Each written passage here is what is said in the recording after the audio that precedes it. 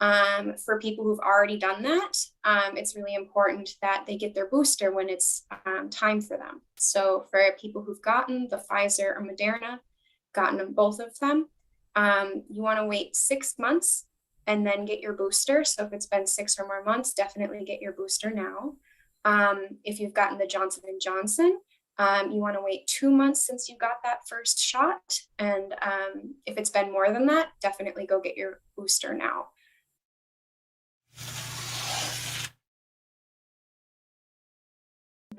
I know that we're getting indoors now because it's cold, so it's honestly going to be a lot more masking, which is still different than normal and challenging when you want to hang out with friends or things like that, but it's really, really effective.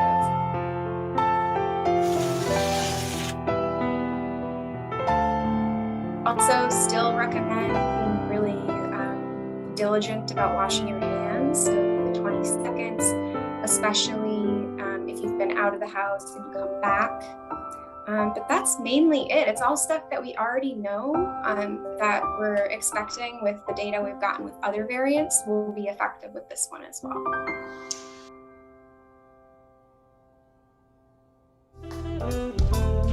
Well, this episode, our Pink Power panel, members Trishan Smythe and Joe Franco were not able to be with us and they were dearly missed. But we asked Twin Cities music artist and master vocalist Jamie Whitaker to join us for a conversation that included vaccine hesitancy and the new variant, Omicron. Yeah, that's a scary one. I'm still trying to figure that one out. I mean, I don't know. What do you guys think? Yeah, I see some places taking precautions more so now, and that Omicron variant, it just always seems like there's something new coming out, and it reminds me of when I was little. I used to watch the cartoon Voltron, and all of the pieces came together. They were like feet and legs. They were like arms and body. And then they were like, I am the head. We are Voltron. And this Omicron just reminds me of just like this combination of all of these variants of the strain of COVID-19 coming together to form one that's breaking through not just the vaccine, but the booster as well. And the people that I'm around, most of us have the vaccine and the booster shot as well. But in the back of my mind, I continually think about just because I'm vaccinated, just because I'm boosted, doesn't mean that I'm safe. That's and so true. Sometimes I'm like thinking like, I need to wash my hands again because I touched my face and I got used to certain things, and I wear a mask here and there. It's not as consistent as it should be right now, but slowly I'm starting to think like, it's not over yet. We still have to be cautious. We still have to be safe. I've noticed there's like 42%, not to get technical, but 42% of our Black and brown people have not taken the vaccine. And that is very dangerous. It's like very, very scary. So I hear what you're saying, because I do the same thing, but like we have to kind of advocate for this. Whatever we can do, we have to, my issue has more to do with, I have a sick mother and father, and I don't want to bring them something, their immune systems can't handle. I know everybody doesn't have the same beliefs in that, but, you got to think about it. We've been getting vaccinated since we were kids. So I just don't know why all of a sudden this one is a problem. That's just where the confusion for me comes in. You know what I mean? So how do we find a way to get other people to advocate for getting vaccinated or getting their boosters if they have been vaccinated? How do we do that? Well, for me, I think that it is very necessary for everybody to go and get vaccinated. They've been doing vaccinations ever since forever. And then we all know that this is true. We all don't know how each vaccination makes people, it's going to make them experience, what it's going to put through their bodies because of what they've been doing to their bodies for all this time. There's so much that goes on to this. There's religional reasons why people haven't gotten it. Like a lot of Jehovah's Witnesses won't get it. A lot of people just not gonna get it. So it's not something that you can really just say, hey, everybody get it, and everybody's just gonna go to get it. And you see the numbers go up like that. No, people have the right of choice. So they're gonna do what they want to do. You know, everybody can feel how important it is to them as they want. But there's people that believe in their religion. There's people that believe in their right to not have to do something. I understand that. You know, so you have to give people their space. And what I've been telling people nowadays when they mad because baby over there ain't got a vaccine, I'm like, mind your business. Mind your business, because at the end of the day, baby will learn. This is an emergency for the world, for the whole world. But see, baby not being vaccinated is gonna make baby die. Okay, baby made that choice.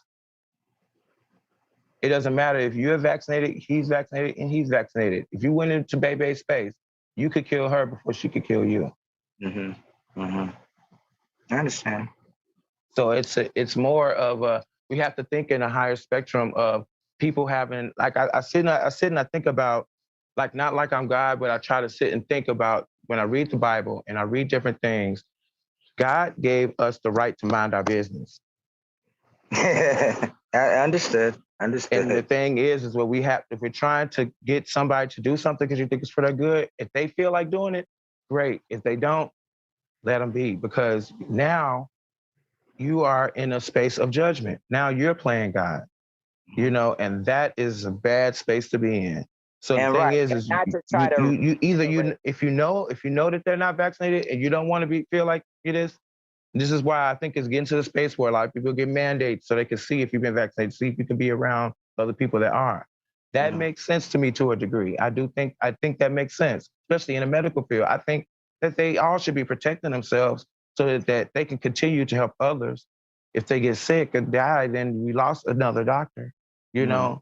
So for me, it's like it's so many different spaces where, as I said, it makes sense. Everybody should be getting vaccinated. I think that it's sad that we probably gonna be getting a shot every 3 months, you know? Yeah. But I think that it's still, like, for me, as a person, the way I've grown up, dealing with religion of being a Jehovah's Witness, being Nazareth, being Christian, I was always told what the hell I was gonna be doing, you know, and how I was supposed to live and how I was supposed to be. I've lost many things from that because I chose to live the life that I want to live. But now they can all kiss my grits, you know? Yeah. One thing that I don't like about the statistics that where Black, Indigenous, and people of color aren't vaccinated is that those communities really battle mistrust from the medical institutions. Exactly. And distrust from the systems at large.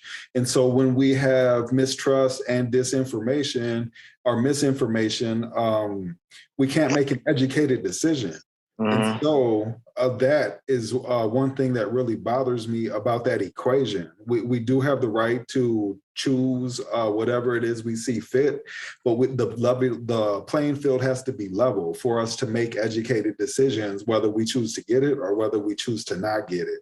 And so that's one thing that I truly believe that we need help on. We need help on addressing people through their trauma, through their misinformation, and through their distrust. And if we get some heads together to start thinking about that, this could look a lot different, especially for the communities that are affected disproportionately by the vaccine rates. I totally agree with you with that. You know, one thing I was gonna say, is that for me, what changed it for me, that made me start paying attention, is what stopped my distrust. I used to have a lot of distrust in it. I didn't want to take no meds for my diagnosis or anything. I was like, I ain't trusting nothing they talking about. I don't care what they talking about. HIV ain't real. This ain't this. I don't know. What are they talking about? So I didn't do nothing. Well, you know what made me do something and start paying attention to it is when I had my heart surgery. Once I got my heart surgery and had to feel the pain of waking up with that shit down my throat, with the stuff down my throat, and when the stuff connected to my body, it made me realize, okay, stuff is real. Stuff is real, and I need to be making sure I get this and take care of that because it's important. because I want to live. I want to be able to continue my DJing career, and things that I'm trying to do within my life and, the different businesses, my nonprofit. I want to be here to be able to experience it and not just be like, that's the dead guy that started it. Yay for him. Now, everybody else is living great and doing whatever they want to do. I want to be here to be able to experience that, enjoy that, because I helped build it.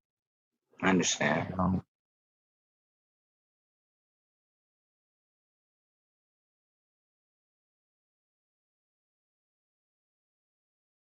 Ready?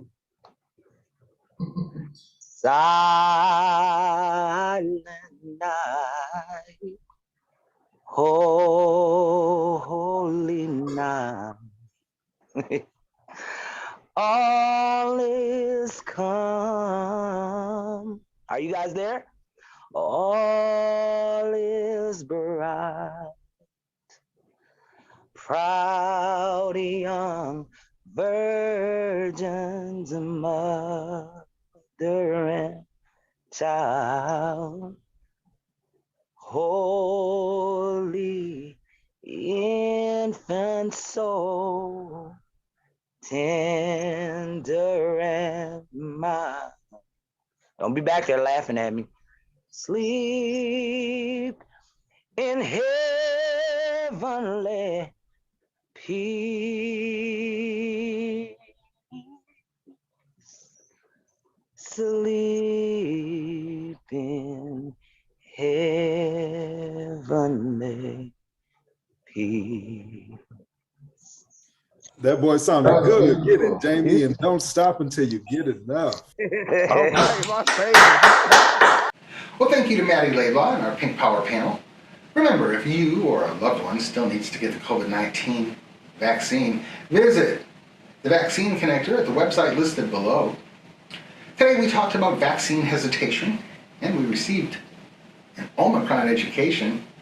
But what we really talked about, just the same as every episode, what we really discussed were the issues of respect and unconditional love. Well, that concludes this episode of LGBT Healthcare and Me. Thank you to the Minnesota Department of Health. Remember, LGBTQIA persons and our allies, especially during this holiday season, you are not alone.